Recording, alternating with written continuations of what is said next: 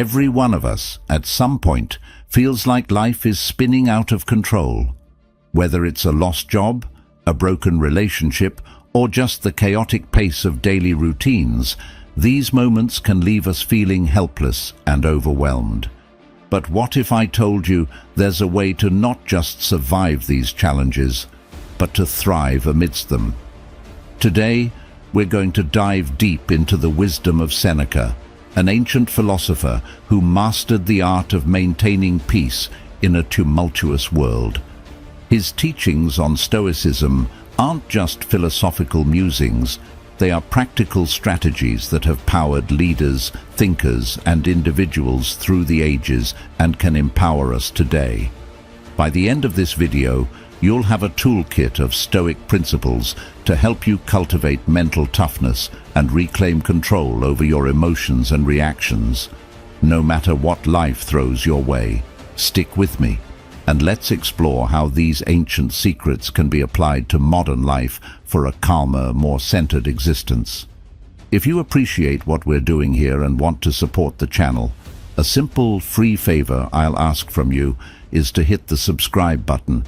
It helps us keep bringing content like this to you. Also, I encourage you not to skip any part of the video. If you're here, you're not like the majority. You're someone who sees the value in diving deep. So consider yourself an exception. Number 1. Focus on one activity at a time.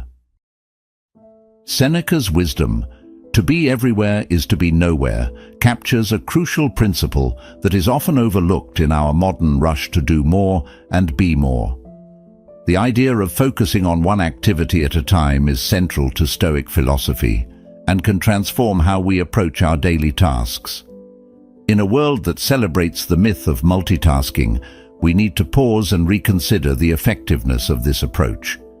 When we try to multitask, we're spreading our attention thin, which can lead to increased mistakes and decreased quality of work. Marcus Aurelius, another revered Stoic philosopher, echoed this sentiment when he advised, "Concentrate every minute like a Roman, like a man, on doing what's in front of you with precise and genuine seriousness, tenderly, willingly, with justice, and on freeing yourself from all other distractions." This focus is not just about improving productivity, it's about cultivating a quality of mind that values depth over breadth. Focusing on one activity at a time allows us to immerse ourselves fully in the task at hand, whether it's a professional assignment, a personal project, or a meaningful conversation. This kind of deep work fosters a greater sense of accomplishment and satisfaction. Plato might argue that this singular focus helps us access a higher form of beauty and truth in our work, as it allows us to give our best effort and to create something that resonates with the ideals of goodness and excellence. Moreover, the psychological benefits of focusing on one task at a time are significant. It reduces the cognitive load on our brains, minimizing stress and enhancing our decision-making capabilities. Aristotle, who valued the development of virtues through habitual right action, would likely support this practice as a way to develop the virtue of temperance or self-control, helping us regulate our desire for distraction and immediate gratification. In practicing this focused approach, we not only follow the footsteps of Stoic philosophers, but also align with the teachings of modern psychology, which suggests that our brains are not wired to handle multiple complex tasks simultaneously. The quality of our work and our life improves when we give our full attention to one thing at a time. Socrates' method of deep inquiry and dialogue, focusing intensely on one subject to the exclusion of all else, exemplifies how powerful this method can be. Embracing this Stoic principle doesn't just make us more productive, it makes us more thoughtful, peaceful, and balanced individuals. It is a rejection of the chaos of modern multitasking and an embrace of a more deliberate and purposeful mode of being. As we practice this, we might find that not only do our results improve, but so does our overall well-being. Number 2. Practice philosophy to control your impulses. Seneca's insight, "All the greatest torments are the result of an undisciplined mind," reveals a profound truth about human nature. Our unchecked impulses can be the source of immense emotional turmoil and suffering. Stoicism, which emphasizes the importance of self-control and rational thinking, provides us with a framework to address this challenge. Rather than suppressing our emotions, which is neither healthy nor sustainable, Stoicism teaches us to understand and manage them. The process of managing our impulses begins with self-awareness. Epictetus, another Stoic philosopher, famously said, "No man is free who is not master of himself." This statement highlights the necessity of self-mastery in achieving true freedom and happiness. By becoming more aware of our impulses and the triggers that set them off, we are better equipped to handle them rationally. This doesn't mean denying our feelings, but understanding them deeply enough that we can respond in ways that align with our long-term goals and values. In the realm of philosophy, Aristotle also spoke about the importance of moderating our impulses through the development of virtues. He believed that virtue lies in finding the balance between excess and deficiency, a concept known as the golden mean. For instance, courage is the mean between recklessness and cowardice. Applying this to impulse control, we seek to find a balance between spontaneous reactions and complete inaction, aiming for thoughtful, deliberate responses that reflect our best selves. Moreover, practicing philosophy as a guide to controlling our impulses involves cultivating rational thought as a habit. Marcus Aurelius, in his Meditations, often reflected on the importance of aligning thoughts with rational and virtuous principles. He wrote, "You have power over your mind, not outside events. Realize this, and you will find strength." This perspective encourages us to focus on our internal responses rather than external provocations, thereby gaining greater control over our impulses. By critically examining our impulses with the aid of philosophical wisdom, we can begin to make choices that are not dictated by fleeting emotions, but are the result of careful thought and reflection. This practice not only strengthens our mental fortitude, but also helps us live more harmoniously with our values. It leads to a life where decisions are made not in the heat of the moment, but with a clear, composed mind. The Stoic approach to impulse control is about cultivating an inner dialogue that constantly questions and assesses our instinctive reactions. It is about making philosophy not just a subject we study, but a way we live our lives, allowing us to rise above immediate gratifications and achieve a deeper sense of satisfaction and purpose. This disciplined approach to managing impulses is not just about avoiding emotional pain, it's about forging a path to a more thoughtful, fulfilling life. Number 3. Stay prepared. Seneca, which is all about being prepared, famously said, "Rehearse them in your mind. Exile, torture, war, shipwreck. All the terms of our human lot should be before our eyes." This advice might sound a bit dramatic at first. After all, not all of us are navigating the high seas or entering battle. But what Seneca is getting at here is the concept of mental preparation for life's inevitable challenges, a cornerstone of Stoic resilience. Stoicism teaches us to anticipate and mentally rehearse for the worst, not to fill us with dread, but to diminish the shock and pain when difficulties do occur. This practice is known as premeditatio malorum, or the premeditation of evils. It's about visualizing the most challenging scenarios, not to worry obsessively, but to be emotionally and mentally equipped when life throws its curveballs. Think about it this way. Athletes practice under tough conditions to prepare for the strain of actual competition. Similarly, by mentally rehearsing challenging situations, We train our minds to handle stress and adversity with less panic and more poise. This Stoic practice helps us appreciate our current state. When we realize how much worse things could be, our everyday problems seem less overwhelming. Applying this Stoicism doesn't mean living in constant anxiety about what could go wrong. Rather, it's about having a realistic acknowledgement of potential negative outcomes.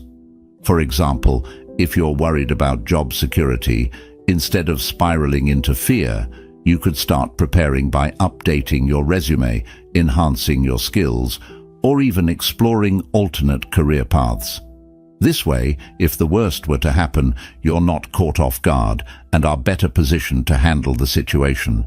Moreover, this principle extends beyond personal crises. It's about maintaining a level of readiness for any significant changes in our lives, from financial instability to personal loss. By staying prepared, we not only shield ourselves from the initial shock, but also quicken our recovery and adjustment periods. We become less reactive and more responsive, a subtle but powerful shift in handling life's uncertainties. Seneca's counsel helps us forge a mindset where we're not overwhelmed by adversity, but are fortified against it. This mental readiness is not about expecting the worst, but about being prepared to deal with any situation, thereby enhancing our resilience and overall mental toughness. Through this Stoic lens, we see not just the potential for loss or hardship, but also the opportunity for growth and renewal in every challenge. Number 4.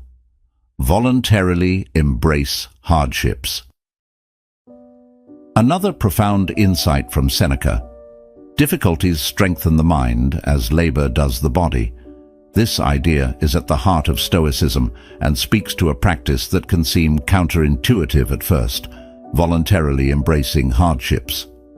It's about deliberately choosing to experience discomfort, not as a form of punishment, but as a way to fortify our mental resilience and expand our capacity to handle life's inevitable challenges.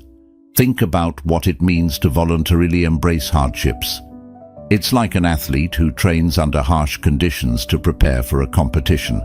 The athlete understands that by pushing the limits in a controlled environment, they're better prepared for the stresses of the actual event. Similarly, by choosing to face difficulties head-on, whether that's taking on a challenging project at work, speaking up in public, or even opting to live more simply, we enhance our mental toughness and adaptability. Seneca's approach teaches us that when we step out of our comfort zones on purpose, we're not just testing our limits, we're expanding them. For example, if you dread public speaking, regularly putting yourself in situations where you must speak in front of others can transform your fear into a skill. Over time, what once felt insurmountable becomes manageable and eventually comfortable. This Stoic practice is not about seeking out suffering for its own sake, but about recognizing that growth often comes from discomfort. Embracing voluntary hardships also means resetting our comfort thresholds. In a world that often prioritizes comfort and ease, choosing the harder path can seem radical. But Stoicism invites us to rethink what true comfort is. Is it merely the absence of discomfort, or is it the presence of inner strength and peace that comes from knowing we can handle whatever comes our way? By integrating this Stoic principle into our lives, we also learn to appreciate our current circumstances more. When we know we can endure less, we can enjoy the simple pleasures of life with greater contentment. It's about building a life not on the avoidance of hardship, but on the foundation of resilience. This doesn't mean we seek out suffering, but when hardship does come, we view it as an opportunity to practice our Stoic skills. In embracing voluntary hardships, we also foster a deep sense of self-efficacy. We prove to ourselves that we are capable of overcoming obstacles, which in turn builds self-confidence. Each challenge we face and overcome is a reminder that we are stronger than we might have believed. So, let's take a page from Seneca's book and challenge ourselves to step into the arena of voluntary hardship. It's there that we'll find not just challenges, but the keys to a more resilient and fulfilling life. Number 5. Avoid self-victimization. Seneca wisely pointed out, "We suffer more often in imagination than in reality."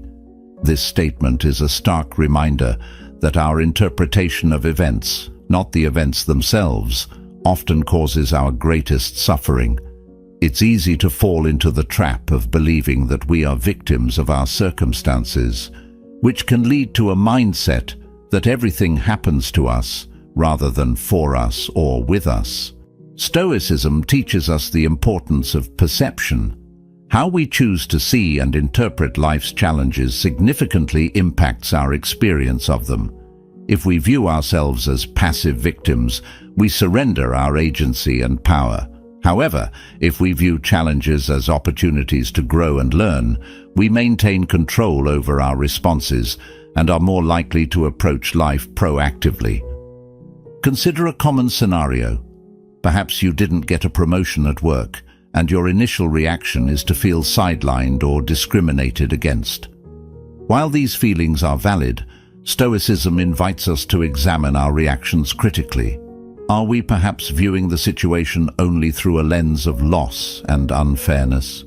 What if, instead, we saw this as an opportunity to seek feedback, improve our skills, or even reassess our career path to find a better fit for our aspirations? Avoiding self-victimization doesn't mean ignoring the injustices or difficulties we face.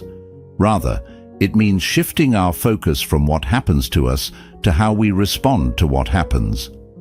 This shift is powerful. It moves us from a place of passive reaction to active participation in our lives. We stop asking, "Why is this happening to me?" and start asking, "What can I learn from this? How can I grow from this situation?" Stoicism equips us with the tools to detach from our initial emotional responses and see the bigger picture. It's about understanding that while we can't always control external events, we can control our perceptions and reactions. This mental shift is freeing and empowering. It allows us to live with a sense of purpose and resilience, making us better equipped to handle future challenges. Moreover, practicing this Stoic principle enriches our interactions with others. By refusing to cast ourselves as the perpetual victims, we foster healthier relationships, characterized by mutual respect and understanding rather than blame and resentment. We become more compassionate as we recognize that just as we are responsible for our happiness, so are others for theirs. In embracing the Stoic way, we liberate ourselves from the chains of self-victimization. We take charge of our narrative, acknowledging that we are the architects of our reality. This empowerment is the essence of Stoicism and the key to a fulfilling and proactive life. So let's choose to rise above victimhood, not by denying our pain, but by reframing our stories with strength, wisdom, and resilience. Number 6. Spend time in solitude. Seneca's advice to retire into yourself as much as possible emphasizes the value of solitude in Stoic philosophy. This guidance is not an encouragement towards isolation, but rather an invitation to engage in deep self-reflection and introspection. In our fast-paced, interconnected world, the noise of everyday life can drown out our inner voice and hinder our ability to reflect on our personal growth and values. Stoicism teaches us that true solitude is a state of rich self-awareness and not merely a physical state of being alone. The benefits of spending time in solitude are profound and have been echoed by philosophers throughout history. Marcus Aurelius, another Stoic philosopher, often wrote about the importance of introspection in his personal writings. He believed that understanding oneself is essential to living a life of virtue and purpose. He stated, "Nowhere can man find a quieter or more untroubled retreat than in his own soul."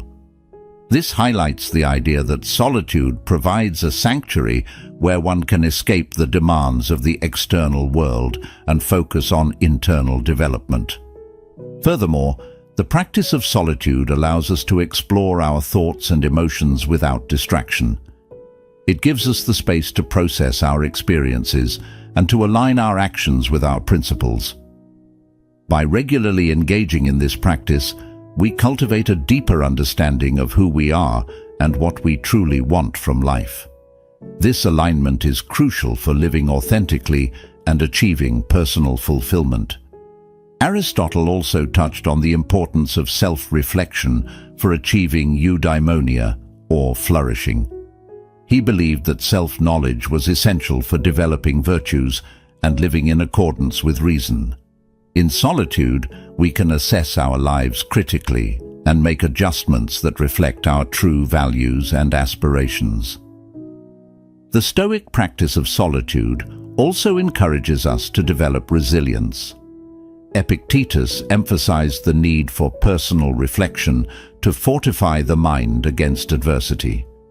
He advised individuals to use solitude as a tool to strengthen their character and mental endurance, preparing them for the inevitable challenges of life. He posited, "It is in your power to withdraw yourself whenever you desire. Perfect tranquility within consists in the good ordering of the mind, the realm of your own." Moreover, spending time alone helps us appreciate our relationships and social interactions more fully. When we return from periods of solitude, we often find that we have more to offer others, whether it's greater empathy, patience, or clarity. This not only enriches our personal relationships, but also enhances our contributions to our communities. The Stoic practice of seeking solitude is not about escaping life, but about deepening our engagement with it. By retiring into ourselves, we gain the clarity needed to act more thoughtfully in the world. Seneca, Marcus Aurelius, and Epictetus all provide us with a roadmap for using solitude not as a retreat from life, but as a tool to live more fully and meaningfully. As we wrap up today's discussion, it's clear that the teachings of Stoicism aren't just abstract theories confined to ancient texts. They offer practical strategies that can be applied to our daily lives, empowering us to lead more thoughtful, resilient, and purposeful lives. Stoicism teaches us the value of focus, the power of self-control, the importance of preparedness, the strength found in embracing hardships, the liberation that comes from avoiding self-victimization, and the clarity that solitude can bring. Each of these principles challenges us to turn inward and refine our characters, to confront our lives with both honesty and courage. Remember, Stoicism doesn't promise an easy life. Rather, it offers us the tools to deal with life's challenges more effectively. It encourages us to see every obstacle as an opportunity to practice virtue and every hardship as a chance to test our resilience. By applying these Stoic practices, we're not just surviving, we're thriving, cultivating a life of peace and fulfillment from within. In the spirit of Stoicism, let's continue to explore how we can apply these ancient wisdoms to navigate the complexities of modern life. Let's strive to be better than we were yesterday, to live with intention and virtue. If you're interested in continuing this journey, check out one of the videos on your screen now. They're designed to help you dive deeper into the practical applications of Stoicism in everyday life. Thank you for spending your time with us here at Stoic Journal. We're grateful for your curiosity and your eagerness to grow alongside us. Remember, the path to wisdom is long and challenging, but every step you take is a step towards a more meaningful life. So, keep walking bravely.